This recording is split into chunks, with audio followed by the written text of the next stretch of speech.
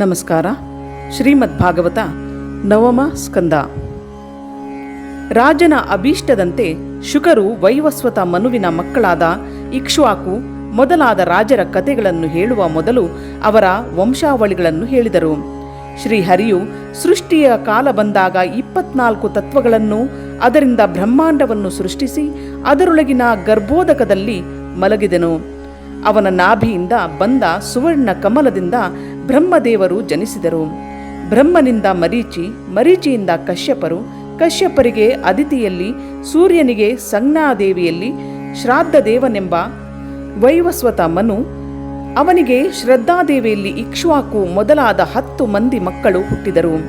ಶ್ರದ್ಧಾದೇವಿಯು ತನಗೆ ಹೆಣ್ಣು ಮಗು ಬೇಕೆಂದು ವಸಿಷ್ಠರನ್ನು ಕೇಳಿದಾಗ ಇಳೆ ಎಂಬ ಮಗಳು ಹುಟ್ಟಿದಳು.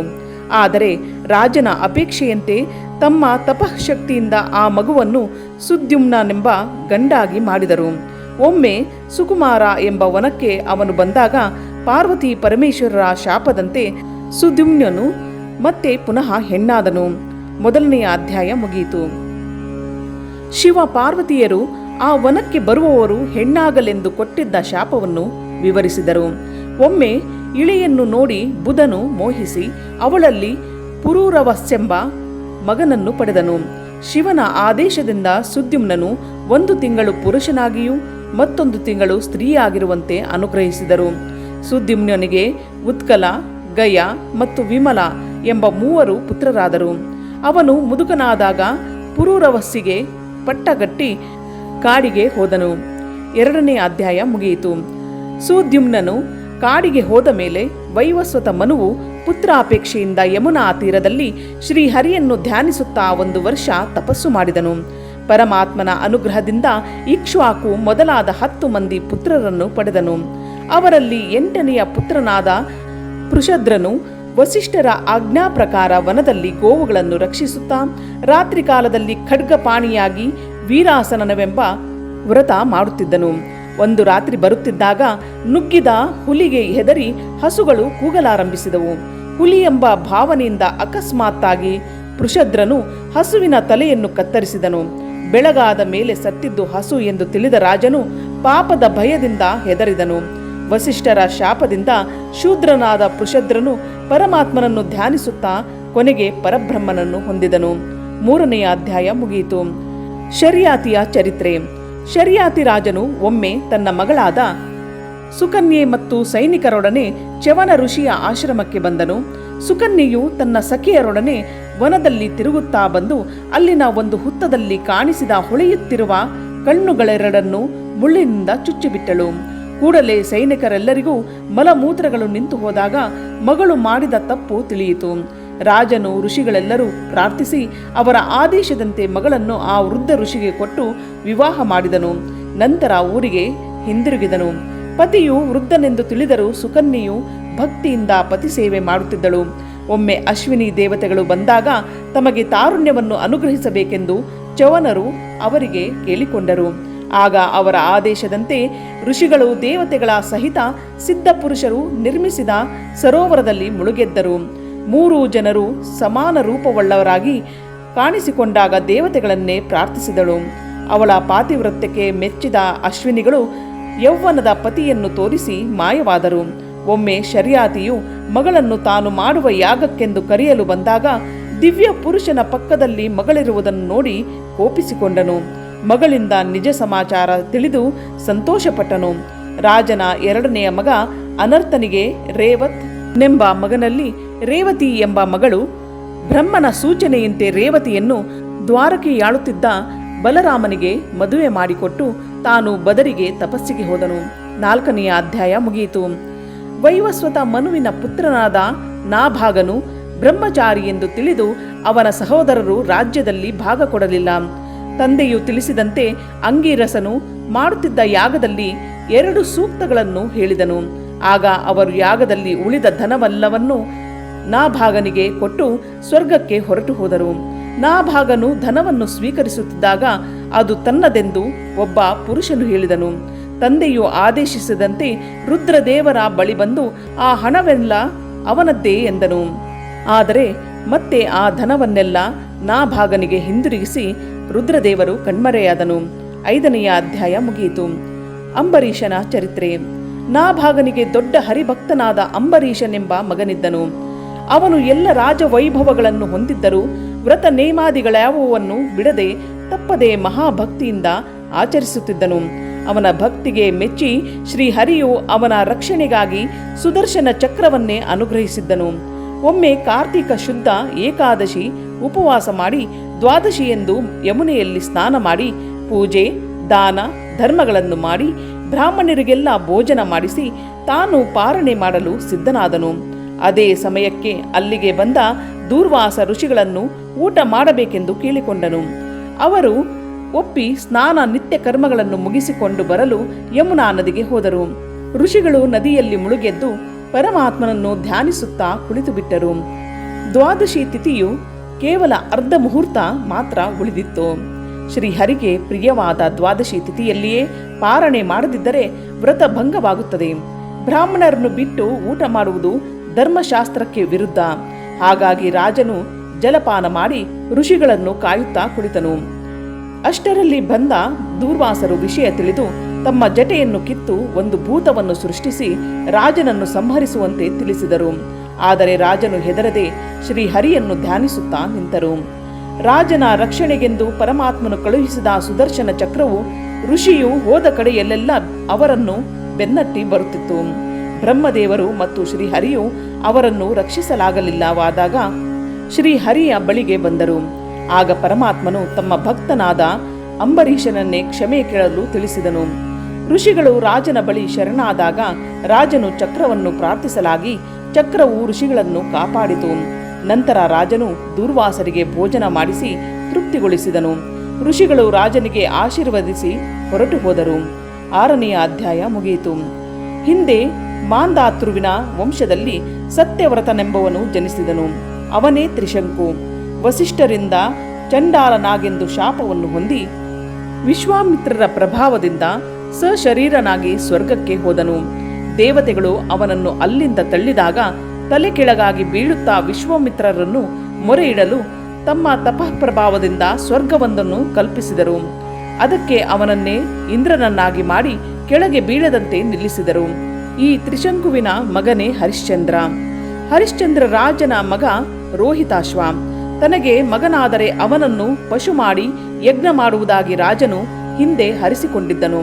ಆದರೆ ಮಗ ಜನಿಸಿದ ಮೇಲೂ ಅವನನ್ನು ಬಲಿ ಕೊಡದೆ ಮುಂದೂಡುತ್ತಿದ್ದನು. ವಿಷಯ ತಿಳಿದ ರೋಹಿತನು ಋಷಿಪುತ್ರನಾದ ಶುನಶೇಷನನ್ನು ಕ್ರಯಕ್ಕೆ ತಂದು ಬಲಿ ಕೊಡುವಂತೆ ರೋಹಿತನು ತಂದೆಗೆ ಹೇಳಿದನು. ಅದರಂತೆ ಬಲಿ ಕೊಡಲು ಕಂಬಕ್ಕೆ ಕಟ್ಟಿದ್ದ ಶುನಶೇಷನು ಇಂದ್ರ ಮತ್ತು ವಿಷ್ಣುವಿನ ರುಕ್ಕುಗಳನ್ನು ಹೇಳಿದಾಗ ದೇವೇಂದ್ರನು ಸಂತೋಷಗೊಂಡು ಅವನನ್ನು ಬಲಿ ಕಂಬದಿಂದ ಬಿಡಿಸಿ ಬಂಗಾರದ ತೇರನ್ನು ಕೊಟ್ಟನು. ಹರಿಶ್ಚಂದ್ರನ ಸತ್ಯಸಂಧತೆಯನ್ನು ಮೆಚ್ಚಿದ ವಿಶ್ವಾಮಿತ್ರರು ರಾಜನಿಗೆ ಲಯ ಚಿಂತನೆ ತತ್ವವನ್ನು ಬೋಧಿಸಿದರು. ಕೊನೆಗೆ ಶ್ರೀಹರಿಯನ್ನು ಭಜಿಸುತ್ತಾ ರಾಜನು ಮುಕ್ತನಾದನು. 7ನೆಯ ಅಧ್ಯಾಯ ಮುಗಿಯಿತು. ಹರಿಶ್ಚಂದ್ರ ರಾಜನ ವಂಶದಲ್ಲಿ ಸಗರನೆಂಬ ರಾಜನು ಜನಿಸಿದನು. 99 ಅಶ್ವಮೇಧ ಯಜ್ಞಗಳನ್ನು ಮಾಡಿ 100 ಯಜ್ಞವನ್ನು ಮಾಡುತ್ತಿರುವಾಗ ದೇವೇಂದ್ರನು ಯಜ್ಞಾಶ್ವವನ್ನು ಅಪಹರಿಸಿದನು. ಸಗರನು ತನ್ನ ಹೆಂಡತಿ ಸುಮತಿಯ 60,000 ಪುತ್ರರನ್ನು ಯಜ್ಞದ ಕುದುರೆಯನ್ನು ಹುಡುಕಿ ತರಲು ಅಪ್ಪಣೆ ಮಾಡಿದನು.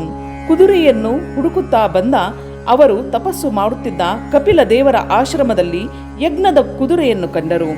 ಕಪಿಲನೇ ಅಶ್ವಚೋರನೆಂದು ತಿಳಿದು ಅವನನ್ನು ಕೊಲ್ಲಲು ಬಂದಾಗ ಆ 60,000 ಮಕ್ಕಳು ತಮ್ಮ ಪೂರ್ವ ಕರ್ಮದ ದೋಷದಿಂದ ಸುಟ್ಟು ಭಸ್ಮವಾದರು. ಸಗರನ ಮೊಮ್ಮಗ ಅಂಶುಮಂತನು ಯಜ್ಞಾಶ್ವವನ್ನು ಹುಡುಕುತ್ತಾ ಕಪಿಲ ದೇವರ ಆಶ್ರಮಕ್ಕೆ ಬಂದನು. ಕಪಿಲ ದೇವರು ಆ ಕುದುರೆಯನ್ನು ತೆಗೆದುಕೊಂಡು ಹೋಗಲು ತಿಳಿಸಿ ಅವರ ಚಿಕ್ಕಪ್ಪಂದಿರ ಉದ್ಧಾರಕ್ಕಾಗಿ ಗಂಗಾ ಪ್ರವಾಹವನ್ನು ಅವರ ಭಸ್ಮ ರಾಶಿಯ ಮೇಲೆ ಹರಿಸುವಂತೆ ತಿಳಿಸಿದರು. ಅದರಂತೆ ಶ್ರೀಹರಿಯನ್ನು ಧ್ಯಾನಿಸುತ್ತಾ ಅಂಶುಮಂತನು ಮರಣ ಹೊಂದಿದನು. ಅವನ ಮೊಮ್ಮಗ ಭಗೀರಥನು ಗಂಗೆಯನ್ನು ಕುರಿತು ಉಗ್ರ ತಪಸ್ಸನ್ನು ಮಾಡಿದನು. ಆ ಗಂಗೆಯು ಪ್ರತ್ಯಕ್ಷಳಾಗಿ, ರಾಜನೇ, ನಾನು ಆಕಾಶದಿಂದ ಭೂಮಿಗೆ ಬೀಳುವಾಗ ನನ್ನ ವೇಗವನ್ನು ಯಾರೂ ತಡೆಯದಿದ್ದರೆ ನಾನು ಭೂಮಿಯನ್ನು ಭೇದಿಸಿಕೊಂಡು ರಸಾತಳಕ್ಕೆ ಹೋಗಿ ಬಿಡುವೆನು. ಇನ್ನೊಂದು, ಭೂಲೋಕದಲ್ಲಿ ನನ್ನಲ್ಲಿ ಸ್ನಾನ ಮಾಡುವವರು ನನ್ನಲ್ಲಿ ತಮ್ಮ ಪಾಪವನ್ನು ಬಿಟ್ಟು ಶುದ್ಧರಾದಾಗ ನಾನು ಆ ಪಾಪಗಳನ್ನು ಹೇಗೆ ಕಳೆದುಕೊಳ್ಳಲಿ ಎಂದು ಕೇಳಿದಳು. ಆಗ ಭಗೀರಥನು, ಗಂಗಾ ಮಾತೆ, ಸಾಧುಗಳು ನಿನ್ನಲ್ಲಿ ಸ್ನಾನ ಮಾಡಿದಾಗ ಅವರ ಹೃದಯದಲ್ಲಿರುವ ಶ್ರೀಹರಿಯು ನಿನ್ನ ಪಾಪಗಳನ್ನೆಲ್ಲ ನಾಶ ಮಾಡುವನು. ನಿನ್ನ ವೇಗವನ್ನು ತಡೆಯಲು ರುದ್ರದೇವರು ಶಕ್ತರು ಎಂದು ತಿಳಿಸಿ ರುದ್ರದೇವರನ್ನು ತನ್ನ ತಪಸ್ಸಿನಿಂದ ಮೆಚ್ಚಿಸಿದನು. ಪ್ರತ್ಯಕ್ಷನಾದ ಶಿವನು ಗಂಗೆಯನ್ನು ತನ್ನ ಜಟೆಯಲ್ಲಿ ಧರಿಸಿದನು.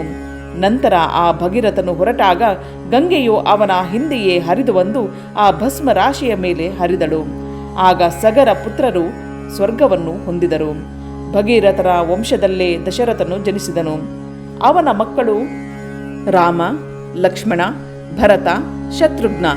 ರಾಕ್ಷಸರ ಸಂಹಾರಕ್ಕಾಗಿ ದೇವತೆಗಳ ಪ್ರಾರ್ಥನೆಯಂತೆ ಶ್ರೀಹರಿಯೇ ಶ್ರೀರಾಮನಾಗಿ ಜನಿಸಿದನು.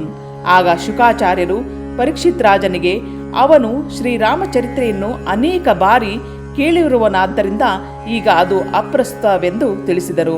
8ನೇ ಅಧ್ಯಾಯ ಮುಗಿಯಿತು. ಶ್ರೀರಾಮನು ಸೀತಾ ಸಮೇತನಾಗಿ ಸುಖದಿಂದ ರಾಜ್ಯಭಾರವನ್ನು ಮಾಡುತ್ತಿದ್ದಾಗ ಲೋಕ ವೃತ್ತಾಂತವನ್ನು ತಿಳಿಯಲು ಗುಪ್ತ ವೇಷದಿಂದ ಸಂಚರಿಸುತ್ತಿದ್ದ ಶ್ರೀರಾಮನು ಪರಪುರುಷನ ಮನೆಯಲ್ಲಿದ್ದ ಸೀತೆಯ ನಡತೆಯ ಬಗ್ಗೆ ಕೆಟ್ಟ ಮಾತನ್ನು ಕೇಳಿದನು. ಲೋಕೋಪವಾದಕ್ಕೆ ಹೆದರಿ ಗರ್ಭಿಣಿಯಾಗಿದ್ದ ಸೀತೆಯನ್ನು ಕಾಡಿಗೆ ಕಳುಹಿಸಿದನು. ವಾಲ್ಮೀಕಿ ಋಷಿಗಳು ತಮ್ಮ ಆಶ್ರಮದಲ್ಲಿ ಆಶ್ರಯ ಕೊಟ್ಟರು. ಅಲ್ಲಿ ಆಕೆಗೆ ಲವ, ಕುಶ ಎಂಬ 2 ಅವಳಿ ಮಕ್ಕಳು ಜನಿಸಿದರು. ಋಷಿಗಳು ಮಕ್ಕಳಿಗೆ ಜಾತ ಕರ್ಮಾದಿ ಸಂಸ್ಕಾರಗಳನ್ನು ಮಾಡಿ ಸಕಲ ಶಾಸ್ತ್ರ ಶಸ್ತ್ರಗಳ ನಿಪುಣರನ್ನಾಗಿ ಮಾಡಿದರು. ಶ್ರೀರಾಮನಿಂದ ತ್ಯಜಿಸಲ್ಪಟ್ಟ ಸೀತೆ ಮಕ್ಕಳನ್ನು ವಾಲ್ಮೀಕಿಗಳಿಗೆ ಒಪ್ಪಿಸಿ ಶ್ರೀರಾಮನನ್ನೇ ಧ್ಯಾನಿಸುತ್ತಾ ಭೂಮಿಯೊಳಗೆ ಪ್ರವೇಶಿಸಿದಳು. ಸೀತಾದೇವಿಯ ವಿಯೋಗದಲ್ಲಿಯೇ ಶ್ರೀರಾಮನು ರಾಜ್ಯಭಾರ ಮಾಡಿ ನಂತರ ವೈಕುಂಠಕ್ಕೆ ಹೊರಟು ಹೋದನು. 9ನೇ ಅಧ್ಯಾಯ ಮುಗಿಯಿತು. ಶ್ರೀರಾಮನ ವಂಶದವನಾದ ಹಿರಣ್ಯನಾಭನು ಜೈಮುನಿಗಳ ಶಿಷ್ಯನಾಗಿ ಯೋಗಾಚಾರ್ಯನೆನಿಸಿಕೊಂಡನು. ಹಿರಣ್ಯನಾಭನ ವಂಶದವನಾದ ಮರುತ್ತನು ಯೋಗಿಯಾಗಿ ಈಗಲೂ ಕಲಾಪ ಗ್ರಾಮದಲ್ಲಿ ತಪಸ್ವಿಯಾಗಿರುವನು. ಅವನು ಮುಂದೆ ಕಲಿಯುಗದ ಕೊನೆಯಲ್ಲಿ ನಷ್ಟವಾಗಿರುವ ಸೂರ್ಯ ವಂಶವನ್ನು ತಿರುಗಿ ಅಭಿವೃದ್ಧಿಗೊಳಿಸುವನು. ಅವನ ವಂಶದವನೇ ಆದ ಬೃಹದ್ಬಲನನ್ನು ಪರೀಕ್ಷಿತ್ ರಾಜನ ತಂದೆ ಅಭಿಮನ್ಯುವು ಕೊಂದನು. ಕೊನೆಯವನಾದ ಸುಮಿತ್ರ ರಾಜನವರೆಗೆ ಮಾತ್ರ ಇಕ್ಷ್ವಾಕು ವಂಶವಿರುವುದು. 10ನೆಯ ಅಧ್ಯಾಯ ಮುಗಿಯಿತು. ಇಕ್ಷ್ವಾಕುವಿನ ಮಗ ನಿಮಿರಾಜನು ಒಂದು ಯಾಗವನ್ನು ಆರಂಭಿಸಿದನು. ಅದಕ್ಕೆ ವಸಿಷ್ಠರನ್ನು ಋತ್ವಿಜರಾಗಬೇಕೆಂದು ಕೇಳಿದನು. ಇಂದ್ರನ ಯಾಗಕ್ಕೆ ಪುರೋಹಿತನಾಗಲು ಮೊದಲೇ ಒಪ್ಪಿಕೊಂಡಿರುವುದರಿಂದ ಅದನ್ನು ಮುಗಿಸಿ ಬರುವವರೆಗೂ ಕಾದಿರುವಂತೆ ತಿಳಿಸಿದರು. ಆದರೆ ರಾಜನು ದೇಹವು ನಶ್ವರವೆಂದು ತಿಳಿದು ವಸಿಷ್ಠರನ್ನು ಕಾಯದೆ ಯಾಗವನ್ನು ಪ್ರಾರಂಭಿಸಿಯೇ ಬಿಟ್ಟನು. ಬಂದ ಕೂಡಲೇ ಆಗಲೇ ಪ್ರಾರಂಭವಾಗಿದ್ದ ಯಾಗವನ್ನು ನೋಡಿ ರಾಜನಿಗೆ ದೇಹವು ಬಿದ್ದು ಹೋಗಲಿ ಎಂದು ಶಾಪ ಕೊಟ್ಟರು. ರಾಜನ ಪುರೋಹಿತರು ಮೃತಪಟ್ಟ ದೇಹವನ್ನು ಸುಗಂಧ ತೈಲದೊಳಗಿಟ್ಟು ಯಾಗವನ್ನು ಮುಗಿಸಿದರು. ನಂತರ ರಾಜನಿಲ್ಲದಿದ್ದರೆ ರಾಜ್ಯವು ಅನಾಯಕವಾಗುವುದೆಂದು ನಿಮಿಯ ಶರೀರವನ್ನು ಮಥಿಸಿದರು. ಆಗ ಆ ದೇಹದಿಂದ ಜನಕ ರಾಜನು ಹುಟ್ಟಿದನು.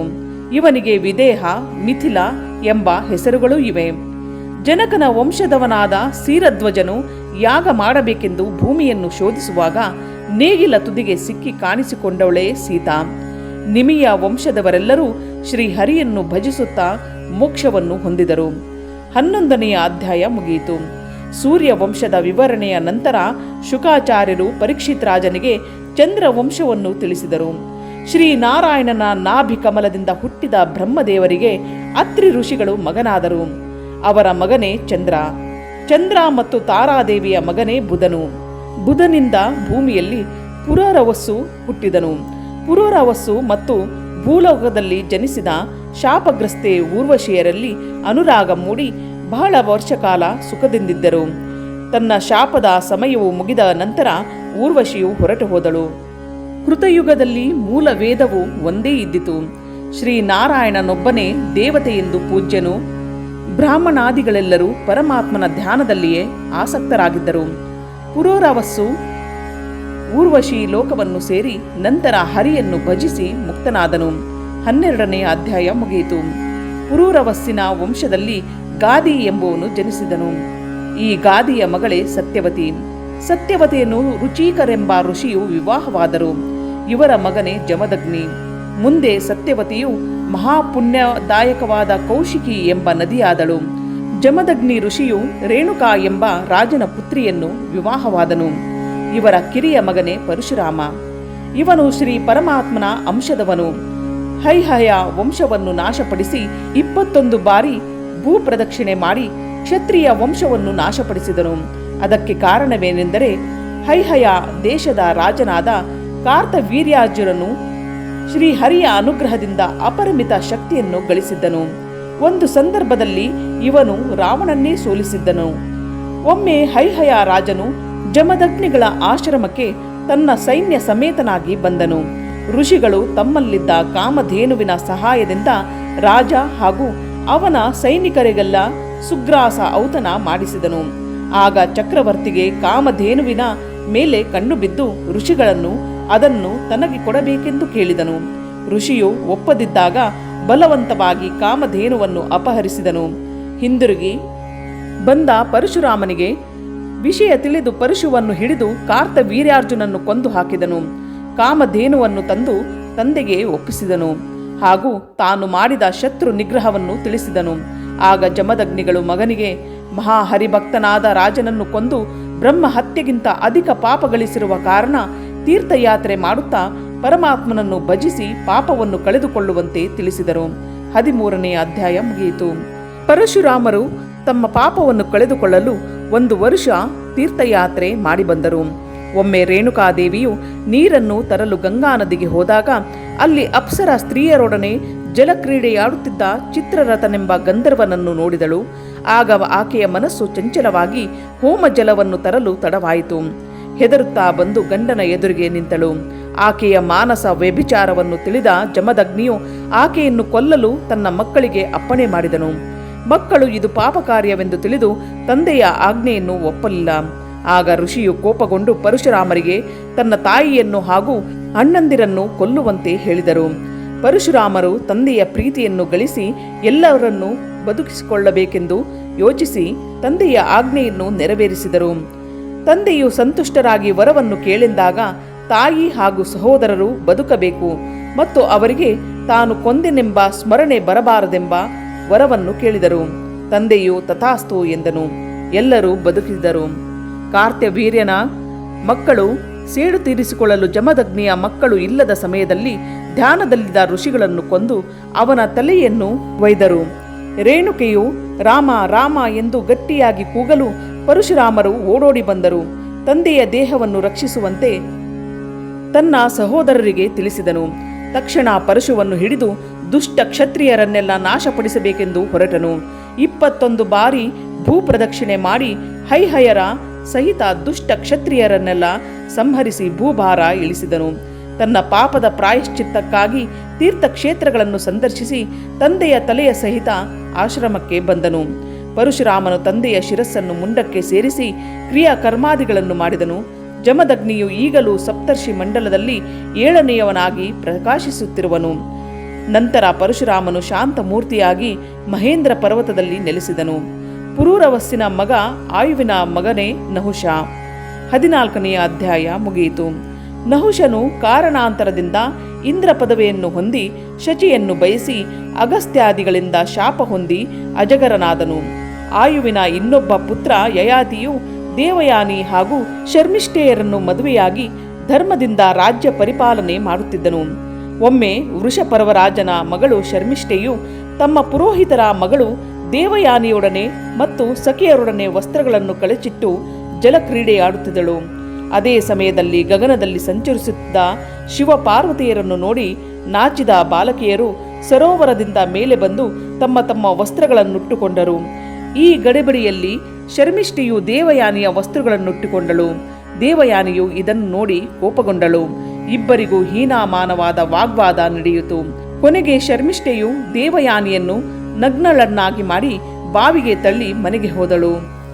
ಆಗ ಬೇಟೆಯಾಡುತ್ತಾ ಬಂದು ಬಾಯಾರಿ ಜಲಪಾನಕ್ಕಾಗಿ ಅದೇ ಬಾವಿಯ ಬಳಿಗೆ ಬಂದು ನಗ್ನಳಾಗಿದ್ದ ದೇವಯಾನಿಗೆ ತನ್ನ ಉತ್ತರೀಯವನ್ನು ಒಗೆದು ಕೈ ಹಿಡಿದು ಅವಳನ್ನು ಯಯಾತಿಯು ಬಾವಿಯಿಂದ ಮೇಲಕ್ಕೆತ್ತಿದನು. ಆಗ ದೇವಯಾನಿಯು ತನ್ನನ್ನು ಕೈ ಹಿಡಿದು ಮೇಲಕ್ಕೆತ್ತಿದ ಅವನೇ ತನ್ನನ್ನು ವಿವಾಹವಾಗಬೇಕೆಂದು ಕೇಳಿಕೊಂಡಳು. ಯಯಾತಿಯು ಒಪ್ಪಲು ಆಕೆಯನ್ನು ತಂದೆಯನ್ನು ಬರಮಾಡಿಕೊಂಡು ವಿಷಯವನ್ನೆಲ್ಲ ತಿಳಿಸಿದಳು. ಆಗ ಶುಕ್ರಾಚಾರ್ಯರು ಪೌರೋಹಿತ್ಯಕ್ಕಾಗಿ ತಿರಿದು ತಿನ್ನುವುದೇ ಮೇಲೆಂದು ನಿಶ್ಚಯಿಸಿ ಮಗಳನ್ನು ಕರೆದುಕೊಂಡು ಆ ಪಟ್ಟಣವನ್ನು ಬಿಟ್ಟು ಹೊರಟರು. ಇದನ್ನು ತಿಳಿದ ವೃಷಪರ್ವ ರಾಜನು ಓಡಿ ಬಂದು ಶುಕ್ರಾಚಾರ್ಯರ ಕ್ಷಮೆ ಬೇಡಿದನು. ಆಗ ಶುಕ್ರರು ತಮ್ಮ ಮಗಳ ಕೋರಿಕೆಯನ್ನು ಈಡೇರಿಸುವುದಾದರೆ ತಾವು ಅಲ್ಲೇ ನಿಲ್ಲುವುದಾಗಿ ತಿಳಿಸಿದರು. ರಾಜನು ದೇವಯಾನಿಯ ಕೋರಿಕೆಯನ್ನು ತಿಳಿದು ರಾಜಪುತ್ರಿ ಶರ್ಮಿಷ್ಠೆಯು ದೇವಯಾನಿಗೆ ಸಖಿಯರೊಡನೆ ತಾನು ಆಕೆಗೆ ದಾಸಿಯಾದಳು. ದೇವಯಾನಿಯು ಯಯಾತಿಯನ್ನು ವಿವಾಹವಾಗಿ ಶರ್ಮಿಷ್ಠೆಯನ್ನು ದಾಸಿಯನ್ನಾಗಿ ಮಾಡಿಕೊಂಡು ಅರಮನೆಗೆ ಬಂದಳು. ಆಗ ಶುಕ್ರಾಚಾರ್ಯರು ಯಯಾತಿಗೆ ಏನೇ ಆದರೂ ಶರ್ಮಿಷ್ಠೆಯನ್ನು ಕೂಡಬಾರದೆಂದು ಕಟ್ಟಪ್ಪಣೆ ಮಾಡಿದ್ದರು. ದೇವಯಾನಿಗೆ ಮಕ್ಕಳಾದುದನ್ನು ನೋಡಿ ಶರ್ಮಿಷ್ಠೆಯು ತನಗೂ ಮಕ್ಕಳನ್ನು ಅನುಗ್ರಹಿಸುವಂತೆ ಯಯಾತಿಯನ್ನು ಕೇಳಿದಳು. ಕೊನೆಗೆ ಯಯಾತಿಯಿಂದ ಶರ್ಮಿಷ್ಠೆಗೆ ಮಕ್ಕಳಾಯಿತು. ಇದನ್ನು ತಿಳಿದ ಶುಕ್ರಾಚಾರ್ಯರು ಕೊಟ್ಟ ಮಾತನ್ನು ತಪ್ಪಿದ ಕಾರಣ ಕೂಡಲೇ ಯಯಾತಿಗೆ ಮುಪ್ಪು ಬರಲಿ ಎಂದು ಶಪಿಸಿದರು.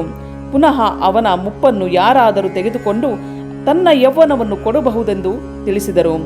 ರಾಜನು ಬಂದು ತನ್ನ ಮಕ್ಕಳಲ್ಲಿ ತನ್ನ ಅಭಿಲಾಷೆಯನ್ನು ತಿಳಿಸಿದಾಗ ಯಾರೂ ಅವನ ಮುಪ್ಪನ್ನು ತೆಗೆದುಕೊಳ್ಳಲು ಒಪ್ಪಲಿಲ್ಲ. ಕೊನೆಗೆ ಮಗನಾದ ಪುರುವು ತನ್ನ ಯೌವನವನ್ನು ತಂದೆಗೆ ಕೊಟ್ಟು ಅವರ ಮುಪ್ಪನ್ನು ತಾನು ತೆಗೆದುಕೊಂಡನು. ಬಳಿಕ ಯಯಾತಿಯು ಪ್ರಜೆಗಳನ್ನು ಧರ್ಮದಿಂದ ಪಾಲಿಸುತ್ತಿದ್ದನು. 15ನೆಯ ಅಧ್ಯಾಯ ಮುಗಿಯಿತು. ಹೀಗೆಯೇ ಭೋಗದಲ್ಲಿಯೇ ಕಾಲ ಕಳೆದರೆ ಮೋಕ್ಷಕ್ಕೆ ಹಾನಿ ಬರುವುದೆಂದು ತಿಳಿದು ಯಯಾತಿಯು ವಿರಕ್ತನಾಗಿ ದೇವಯಾನಿಗೆ, ನಿನ್ನ ಪ್ರೇಮ ಪಾಶಕ್ಕೆ ಒಳಗಾಗಿ ಪರಮಾತ್ಮನನ್ನು ಮರೆತಿದ್ದೇನೆ. ಪ್ರಬಲ ಇಂದ್ರಿಯಗಳ ಸಂಬಂಧವು ವಿದ್ವಾಂಸನನ್ನು ವಿಷಯದ ಕಡೆಗೆ ಸೆಳೆದು ಬಿಡುವವು. ಹೀಗೆ ವಿಷಯವು ಭೋಗ್ಯೇಚ್ಛೆಯು ಮಹಾ ಅನರ್ಥಪ್ರದವಾದುದರಿಂದ ಅವೆಲ್ಲವನ್ನು ಬಿಟ್ಟು ಜ್ಞಾನಿಗಳಿಂದ ಸಹಿತನಾಗಿ ತಪಸ್ಸನ್ನು ಮಾಡುವೆನು ಎಂದನು. ತಕ್ಷಣ ಯಯಾತಿಯು ಪುರುವಿಗೆ ಅವನ ಯೌವನವನ್ನು ಹಿಂದಿರುಗಿಸಿ ಅವನ ಮುಪ್ಪನ್ನು ತಾನು ತೆಗೆದುಕೊಂಡನು. ಅವನಿಗೆ ರಾಜ್ಯಭಾರವನ್ನು ವಹಿಸಿ ಕಾಡಿಗೆ ಹೋಗಿ ಶ್ರೀಹರಿಯ ಧ್ಯಾನಾಸಕ್ತನಾದನು. ದೇವಯಾನಿಯು ವಿವೇಕವಂತಳಾಗಿ ಪರಮಾತ್ಮನನ್ನು ಧ್ಯಾನಿಸುತ್ತಾ ಮರಣ ಹೊಂದಿದಳು. 16ನೆಯ ಅಧ್ಯಾಯ ಮುಗಿಯಿತು. ಪುರುವಿಗೆ ಜನಮೇಜಯನೆಂಬ ಮಗನಿದ್ದನು. ಅವನ ವಂಶದಲ್ಲಿ ದುಷ್ಯಂತನು ಜನಿಸಿದನು. ಅವನು ಕಣ್ವ ಋಷಿಗಳ ಆಶ್ರಮದಲ್ಲಿದ್ದ ಕ್ಷತ್ರಿಯ ಕನ್ಯೆ ಶಕುಂತಲೆಯನ್ನು ನೋಡಿ ಮೋಹಿಸಿದನು. ಆಕೆಯ ಪರಿಚಯದಿಂದ ಅವಳು ವಿಶ್ವಾಮಿತ್ರರಿಂದ ಮೇನಕೆಯಲ್ಲಿ ಜನಿಸಿದವಳೆಂದು ಶಕುಂತಲೆಯು ತಿಳಿಸಿದಾಗ ಆಕೆಯನ್ನು ಗಾಂಧರ್ವ ವಿವಾಹವಾಗಿ ತನ್ನ ರಾಜ್ಯಕ್ಕೆ ಹೊರಟು ಹೋದನು. ಕೆಲ ಕಾಲ ನಂತರ ಶಕುಂತಲೆಗೆ ಒಂದು ಗಂಡು ಮಗು ಜನಿಸಿತು. ಆಕೆಯು ಮಗುವಿನ ಸಹಿತ ರಾಜನ ಸಭೆಗೆ ಬಂದಾಗ ರಾಜನು ಅವಳನ್ನು ಸ್ವೀಕರಿಸಲಿಲ್ಲ. ಆಗ ಆದ ಆ ಶರೀರವಾಣಿಯಂತೆ ಸತಿಸುತರನ್ನು ಸ್ವೀಕರಿಸಿದನು. ಮುಂದೆ ಆ ಮಗುವೆ ಭರತನೆಂದು ಹೆಸರಾಗಿ ಪ್ರಸಿದ್ಧನಾದನು. ಶ್ರೀಹರಿಯ ಭಕ್ತನಾಗಿ ಯಾಗಗಳನ್ನು ಮಾಡಿದನು. ಇವನ ಮಗನೇ ವಿತಿತ. 17ನೆಯ ಅಧ್ಯಾಯ ಮುಗಿಯಿತು. ವಿತಿಥನ ವಂಶದಲ್ಲಿ ರಂತಿದೇವನು ಜನಿಸಿದನು. ಸರ್ವವನ್ನು ದಾನ ಮಾಡಿ ರಂತಿದೇವನು 48 ದಿನಗಳವರೆಗೆ ಕುಟುಂಬದವರೊಡನೆ ಉಪವಾಸವಿದ್ದನು. ಮರುದಿನ ಗೋಧಿ ಪಾಯಸ ನೀರು ಕುಡಿಯಬೇಕೆನ್ನುವಷ್ಟರಲ್ಲಿ ಬ್ರಹ್ಮ, ವಿಷ್ಣು, ಮಹೇಶ್ವರರು ಚಂಡಾಲ ಹಾಗೂ ಶೂದ್ರರ ವೇಷದಲ್ಲಿ ಬಂದು ಪರೀಕ್ಷಿಸಿದರು.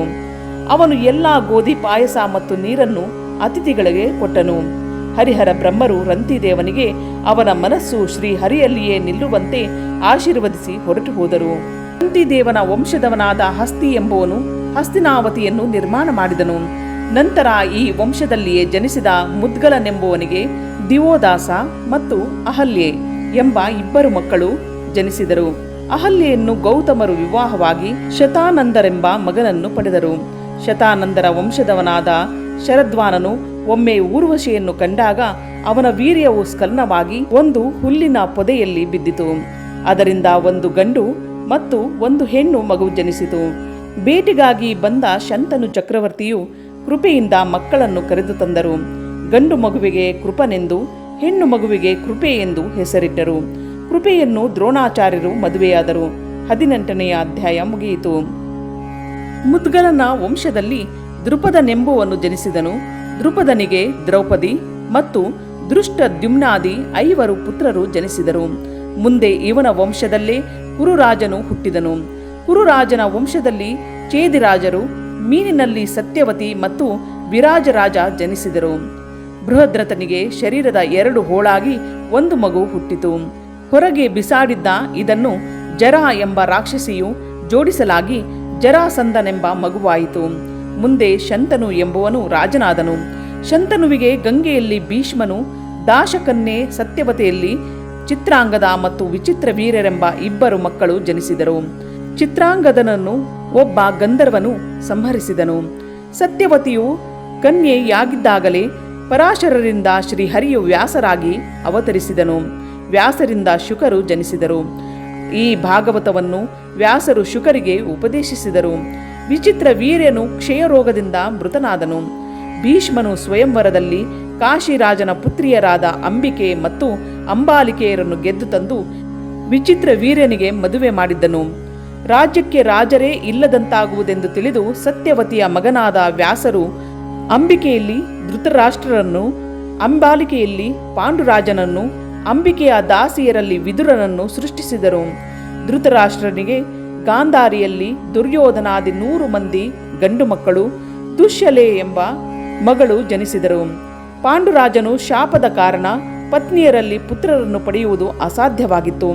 ವರವನ್ನು ಪಡೆದಿದ್ದ ಕುಂತಿಯು ತನ್ನ ಪತಿಯ ಒಪ್ಪಿಗೆಯನ್ನು ಪಡೆದು ಯಮನಿಂದ ಧರ್ಮರಾಯ, ವಾಯುವಿನಿಂದ ಭೀಮಸೇನ, ಇಂದ್ರನಿಂದ ಅರ್ಜುನನನ್ನು ಪಡೆದಳು.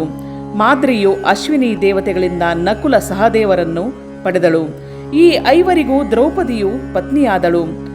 ಅರ್ಜುನನ ಮಗ ಅಭಿಮನ್ಯು, ಅವನ ಮಗನೇ ಪರೀಕ್ಷಿದ್ರಾಜನು ಜನಿಸಿದರು. ಈ ರಾಜನಿಗೆ ಜನಮೇಜಯನೆಂಬ ಪುತ್ರ. ಪರೀಕ್ಷಿತನ ಮರಣವು ತಕ್ಷಕನೆಂಬ ಸರ್ಪದಿಂದಾಯಿತೆಂದು ಮುಂದೆ ಸರ್ಪಯಾಗವನ್ನು ಮಾಡುವನು. 19ನೇ ಅಧ್ಯಾಯ ಮುಗಿಯಿತು. ಯದುವಂಶದಲ್ಲಿ ಜನಿಸಿದ ನಿಮ್ನ ಎಂಬುವನಿಗೆ ಸತ್ರಾಜಿತ ಹಾಗೂ ಪ್ರಸೇನ ಎಂಬ ಇಬ್ಬರು ಪುತ್ರರು. ಅಂಧಕನೆಂಬುವನ ಕುಲದಲ್ಲಿ ದೇವಕ ಮತ್ತು ಉಗ್ರಸೇನರೆಂಬ ಇಬ್ಬರು ಮಕ್ಕಳು. ದೇವಕನಿಗೆ 4 ಮಂದಿ ಪುತ್ರರು ಮತ್ತು ದೇವಕಿಯಾದಿಯಾಗಿ 7 ಮಂದಿ ಹೆಣ್ಣು ಮಕ್ಕಳು ಜನಿಸಿದರು. ಈ 7 ಮಂದಿ ಹೆಣ್ಣು ಮಕ್ಕಳನ್ನು ವಸುದೇವನು ವಿವಾಹವಾದನು. ಉಗ್ರಸೇನನಿಗೆ ಕಂಸ ಮೊದಲಾಗಿ 9 ಮಂದಿ ಪುತ್ರರು ಹಾಗೂ 5 ಮಂದಿ ಹೆಣ್ಣು ಮಕ್ಕಳು ಜನಿಸಿದರು. ಭಜಮಾನ ಎಂಬುವನ ವಂಶದಲ್ಲಿ ವಸುದೇವನು ಜನಿಸಿದನು. ಇವನು ಹುಟ್ಟಿದಾಗ ದೇವದುಂದುಬಿಗಳು ಮೊಳಗಿದವು. ವಸುದೇವನ ತಂದೆಯಾದ ಶೂರನು ತನ್ನ ಮಿತ್ರನಾದ ಕುಂತಿ ಭೋಜನಿಗೆ ಮಕ್ಕಳಿಲ್ಲವೆಂದು ತನ್ನ ಮಗಳಾದ ಪೃಥಾದೇವಿಯನ್ನು ದತ್ತುಕೊಟ್ಟನು. ಅವಳಿಗೆ ಕುಂತಿ ಎಂದು ಹೆಸರಾಯಿತು. ಆಕೆಯು ತನ್ನ ಮನೆಗೆ ಬಂದ ದೂರ್ವಾಸ ಋಷಿಗಳನ್ನು ಸತ್ಕರಿಸಿ ಸಂತೋಷಪಡಿಸಿದಳು. ಅವರು ಆಕೆಗೆ ದೇವತಾ ಮಂತ್ರಗಳನ್ನು ಉಪದೇಶಿಸಿದರು. ಕುಂತಿಯು ಮಂತ್ರಶಕ್ತಿಯನ್ನು ಪರೀಕ್ಷಿಸಲು ಕನ್ಯೆಯಾಗಿರುವಾಗಲೇ ಸೂರ್ಯ ಮಂತ್ರವನ್ನು ಜಪಿಸಿ ಸೂರ್ಯನಿಂದ ಒಬ್ಬ ಮಗನನ್ನು ಪಡೆದಳು. ಲೋಕೋಪವಾದಕ್ಕೆ ಹೆದರಿ ಆ ಮಗುವನ್ನು ಪೆಟ್ಟಿಗೆಯಲ್ಲಿಟ್ಟು ನದಿಯ ಪ್ರವಾಹದಲ್ಲಿ ತೇಲಿಬಿಟ್ಟಳು. ಅವನೇ ಕರ್ಣ. ಕುಂತಿಯನ್ನು ಮುಂದೆ ಪಾಂಡುರಾಜನು ವಿವಾಹವಾದನು. ವಸುದೇವನ ತಂಗಿಯನ್ನು ವೃದ್ಧಶರ್ಮನು ವಿವಾಹವಾಗಿ ದಂತವಕ್ರನನ್ನು ಪಡೆದನು. ವಸುದೇವನ ಮತ್ತೊಬ್ಬ ತಂಗಿಯನ್ನು ದಮಘೋಷನು ವಿವಾಹವಾಗಿ ಶಿಶುಪಾಲನನ್ನು ಪಡೆದನು. ವಸುದೇವನ ಮತ್ತೊಬ್ಬ ಪತ್ನಿ ರೋಹಿಣಿಯಲ್ಲಿ ಬಲರಾಮರಾದಿಯಾಗಿ 6 ಮಂದಿ ಪುತ್ರರು ಜನಿಸಿದರು.